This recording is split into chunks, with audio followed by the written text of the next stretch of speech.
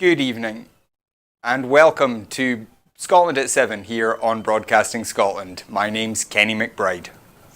First Minister Nicola Sturgeon gave a statement to Parliament this afternoon setting out the Scottish Government's position on Scotland's right to choose its own future in light of the UK's departure from the EU and the election of a majority Tory government at Westminster.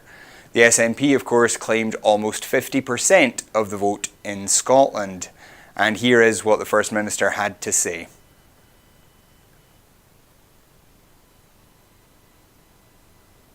At the end of her statement, so I would encourage all members who wish to contribute or to ask a question to press their request to speak buttons as soon as possible. And I call on the First Minister. Presiding Officer, with your permission, I do wish to make a statement on the outcome of last week's general election. Let me begin by thanking the returning officers and everyone involved in organising the election. Their efficiency, integrity and hard work, in this case at very short notice, are essential to the smooth conduct of our democracy. I also want to congratulate successful candidates from all parties and commiserate with the unsuccessful candidates. As somebody who stood unsuccessfully in 2 Westminster general elections, I do have a good understanding of how they will feel. In addition, it's worth recognising that this was the first December general election in more than 90 years, and I suspect that the candidates and activists who are still thawing out will hope that it's some time until the next winter election takes place. However, notwithstanding the challenges of bad weather and dark nights, it is important to note that turnout in Scotland actually increased, a fact that I'm sure will be welcomed by all of us.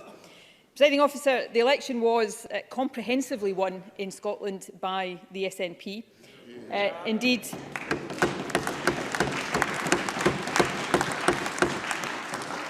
you have to go as far back as the election of Ted Heath in 1970, the year I was born, to find a party that got a higher share of the vote across the UK than the SNP did in Scotland last week. That is, by any measure, a significant vote of confidence, and I and my colleagues will work hard each and every day to repay the trust that has been again placed in us. It was also an endorsement of our election message that Scotland does not want a Boris Johnson government, and we do not want to leave the European Union. And that while opinions may differ on the substantive question of independence, we do want Scotland's future to be in Scotland's hands.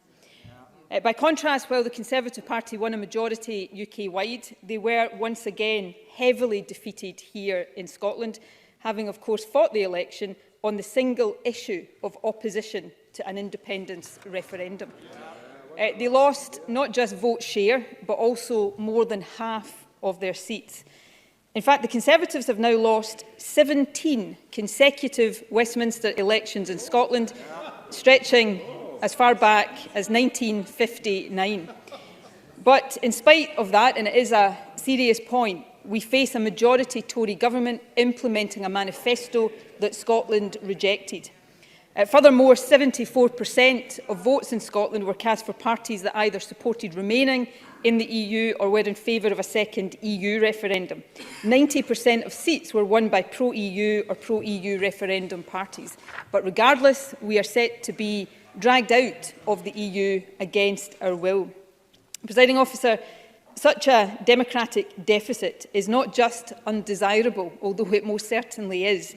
It is also completely and utterly unsustainable. The fact is that this election demonstrated a fundamental point. The kind of future desired by most people in Scotland is very clearly different to that favoured by much of the rest of the UK. It is essential, therefore, that a future outside of Europe and governed by an increasingly right-wing Conservative government is not foisted upon Scotland. Instead, we must have the right to consider the alternative of independence. That is why later this week, in line with repeated election mandates reinforced once again last Thursday, I will publish the detailed democratic case for a transfer of power from Westminster to this Parliament to allow for an independence referendum that is beyond legal challenge. This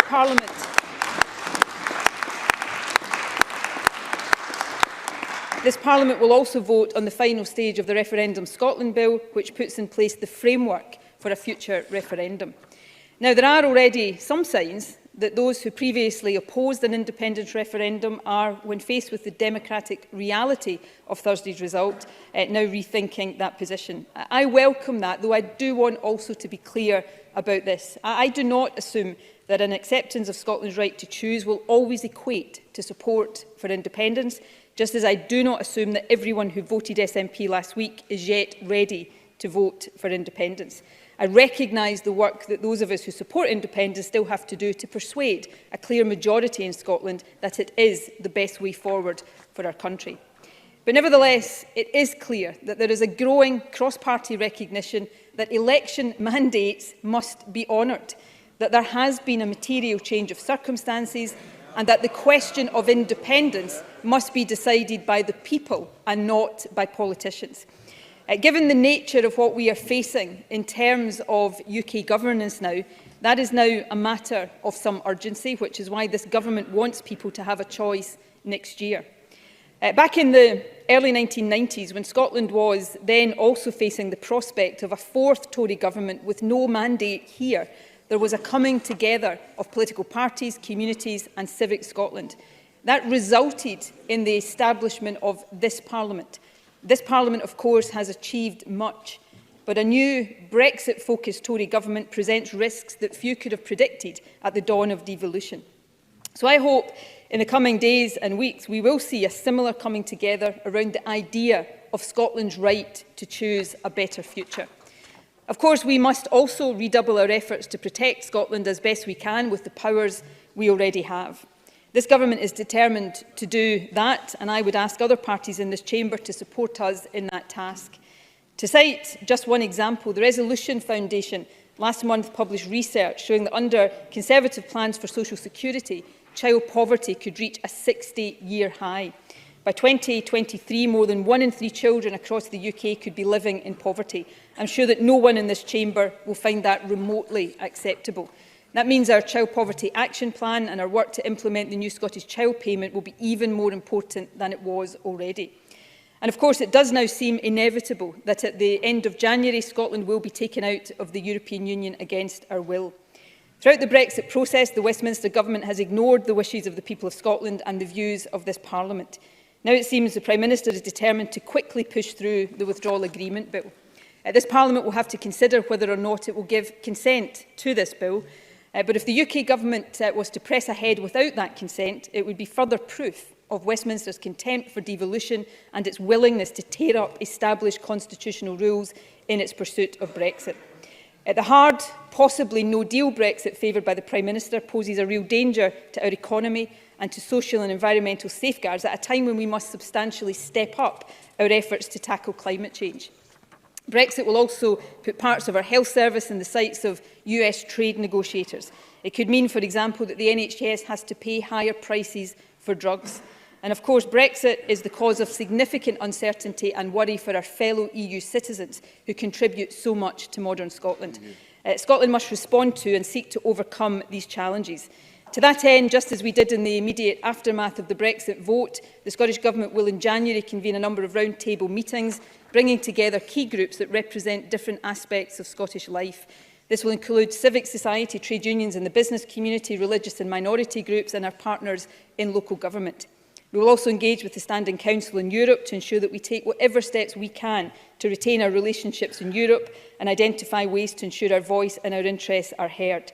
And we will listen to the conclusions of the Citizens' Assembly when it reports in the spring about the kind of country we should be seeking to build. There is also a particular and immediate challenge that will require cross-party cooperation. This Parliament is required to deliver a budget before the start of the next financial year, and Scotland's local authorities would expect to set their budgets in late February or early March. At this point, the UK Government has not confirmed when it will produce its own budget, and with it the block grant adjustments for Scotland, but it may not be until March. While contingency planning and alternative options have been under consideration for some time, meeting this timetable will require parties to work together. So in the spirit in which this Parliament was established, and notwithstanding the many disagreements between us, I hope we can find common ground and work together on a range of issues.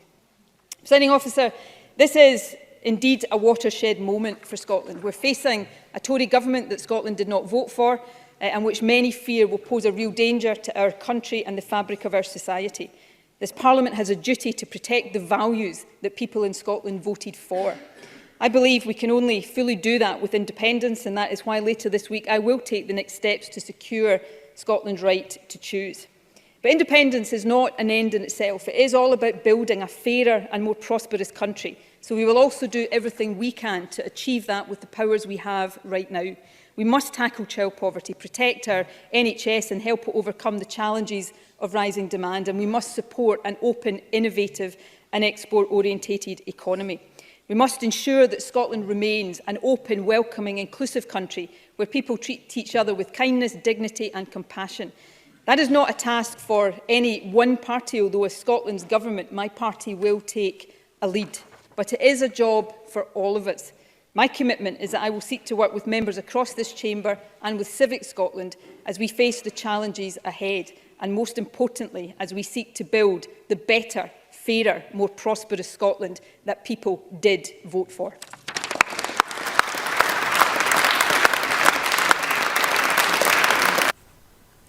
And that was First Minister Nicola Sturgeon speaking in Holyrood earlier today.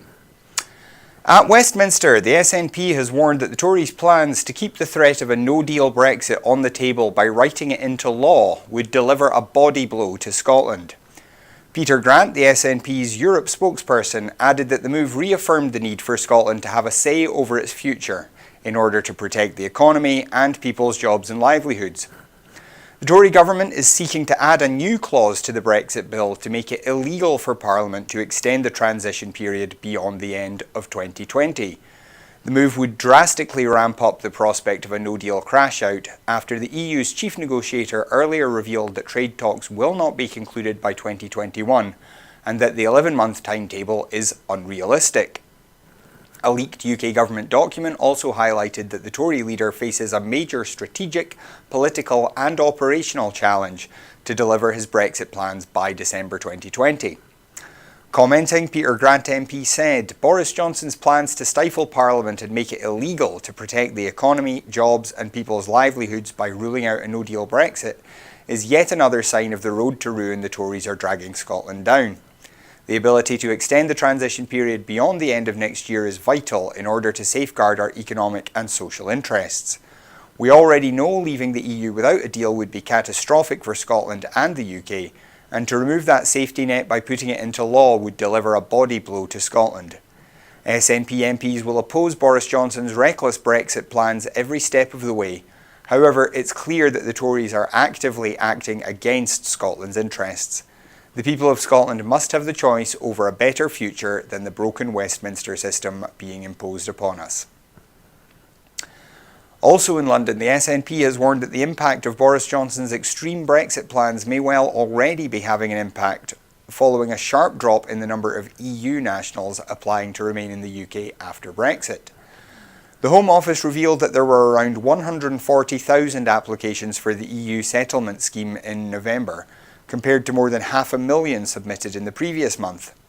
Stuart MacDonald MP, the SNP's immigration spokesperson, said, "The Tories' hostile environment has already put off thousands of talented and much-needed people from the EU coming to or staying in the UK, putting at risk our NHS, food and agriculture sector, and harming Scotland's specific immigration needs." The sharp drop in the number of EU citizens applying to stay in the UK post-Brexit is yet another reminder of the damage that any form of Brexit will have on Scotland and the UK. In contrast to the toxic Tory policies, the SNP Scottish Government is instead offering advice and support to EU citizens through funding and support for the application process. With Boris Johnson pursuing Brexit at any cost, deal or no deal, there is a growing risk of EU nationals being put off from living in the UK.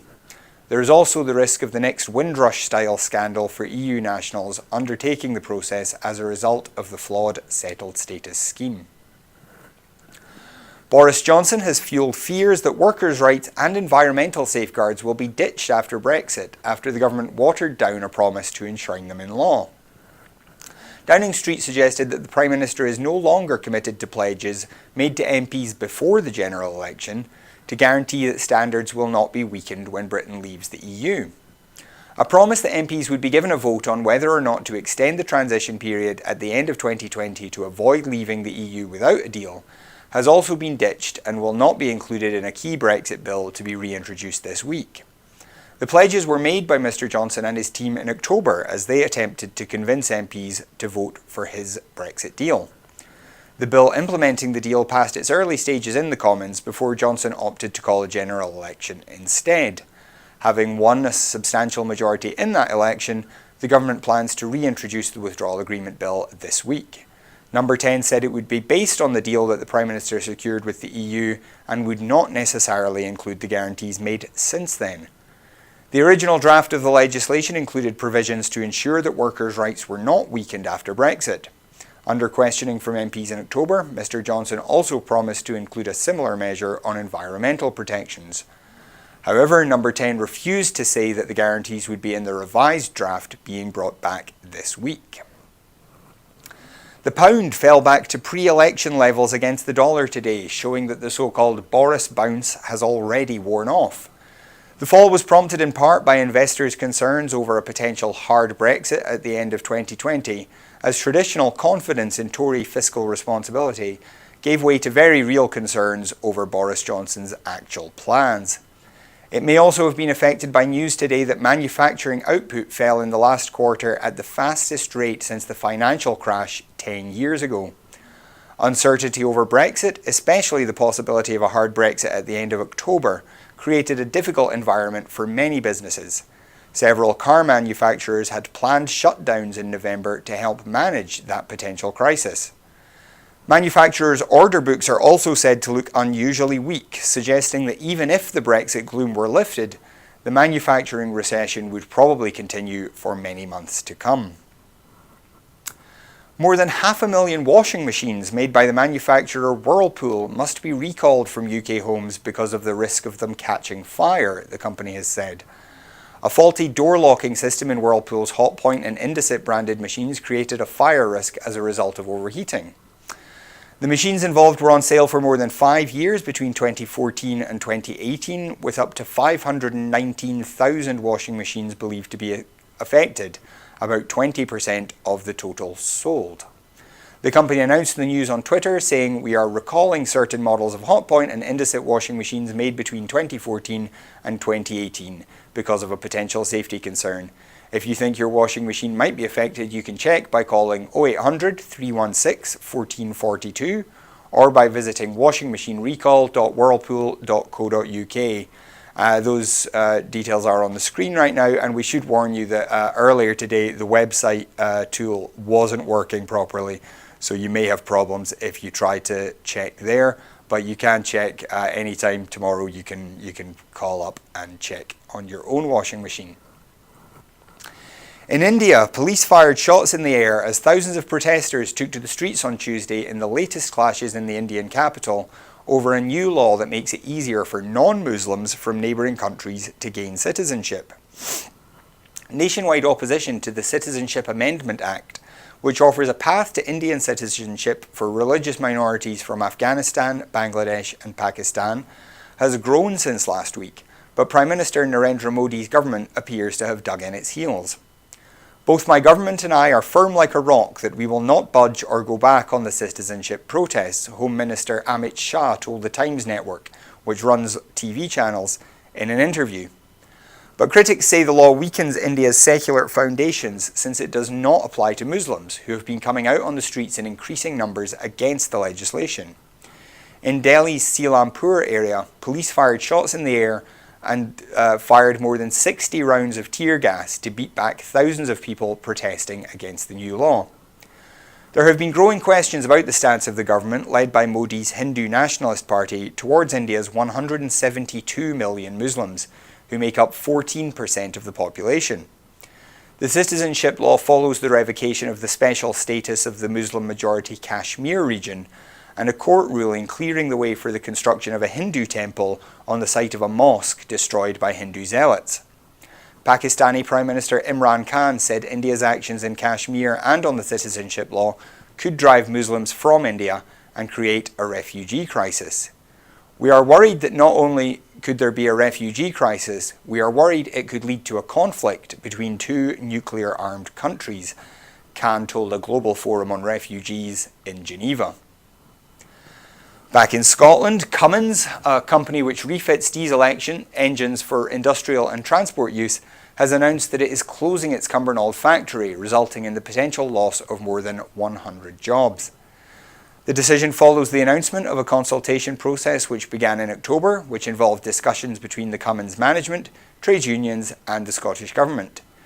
Minister for Public Finance and the Digital Economy, Kate Forbes, said, "I know that this news has come as a bitter blow to the Cummins workforce and their families, particularly so close to Christmas. Since the initial announcements, I have been pressing the Cummins management to consider alternative options to closure and requested an extension to the consultation period in order for these proposals to be further explored, which could potentially allow the site to remain open and jobs to be retained. I have expressed my dismay and disappointment to the Cummins management team at their decision to close the site instead. Our focus is now on supporting those workers affected by redundancy through our Partnership Action for Continuing Employment initiative." At Holyrood again, a draft bill reforming the current process for changing one's legal sex has been published for consultation. The proposed reforms, which would follow similar approaches taken in other countries such as Ireland, Denmark and Norway, would make the process significantly quicker, easier and less bureaucratic for people wishing to change the sex recorded on their birth certificates. The proposals have been welcomed by campaign groups including Stonewall Scotland and the Scottish Trans Alliance, but For Women Scotland, a group representing women concerned with the changes, expressed concern that Shirley Ann Somerville, the Social Security Secretary, had so far not met with them despite requests. And across Scotland, more houses were ready for people to move into in the year to June 2019 compared to the previous 12 months. Scotland's Chief Statistician today released the latest quarterly housing statistics for Scotland, which present the latest quarterly information on new build housing and affordable housing supply, as well as the latest annual figures on the number of long-term empty properties and second homes.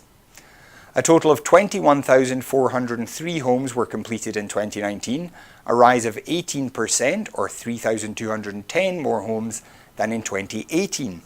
This is the highest level since 2008 and is helping to provide more people with a warm, safe place they can call home. The increase in completed homes was seen in both the private sector and in housing associations. Work to build 23,700 new homes was also started in the year to June 2019, up 22% on 2018 figures, while nearly 11,000 affordable homes were started in the period to September of this year. And that is all the news for you tonight. We'd like to thank you very much for joining us and remind you, as always, that if you want to support Broadcasting Scotland, you can do so right now by going to broadcastingscotland.scot/donate. Your contributions make all the difference. This station runs entirely off of your donations. And in order to keep the lights on, we do need your money coming in. And we do have a wee short video to show you as we end the show tonight, just to show you a little bit about what Broadcasting Scotland, where it came from and where we hope to take it. So I do hope you enjoy that. Thank you again for joining us. We will be back tomorrow night with Scotland is 7 at the usual time. So we'll join you then, and until then, have a great night.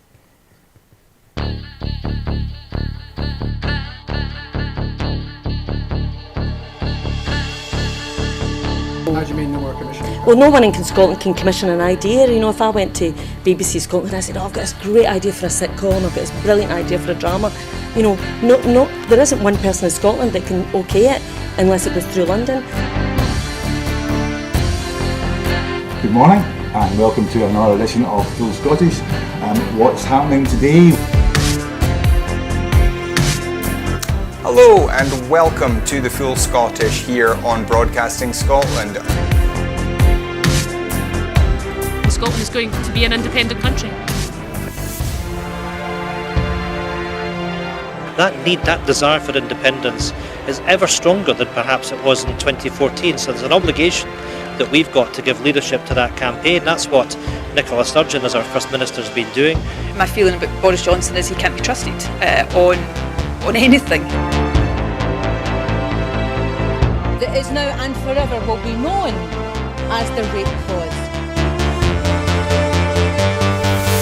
I'm old enough to remember going into Europe in '73, and I remember how much of a razor's edge that was a battling stone. and I think we made it by 53%, if I remember correctly, for going in.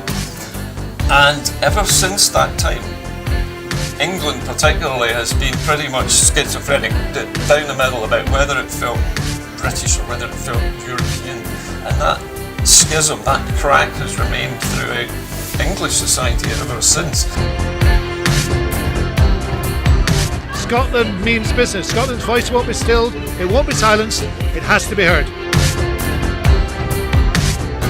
About the work that's been done by Broadcasting Scotland in giving community activists, yes activists, Scottish activists a platform other than the traditional media outlets.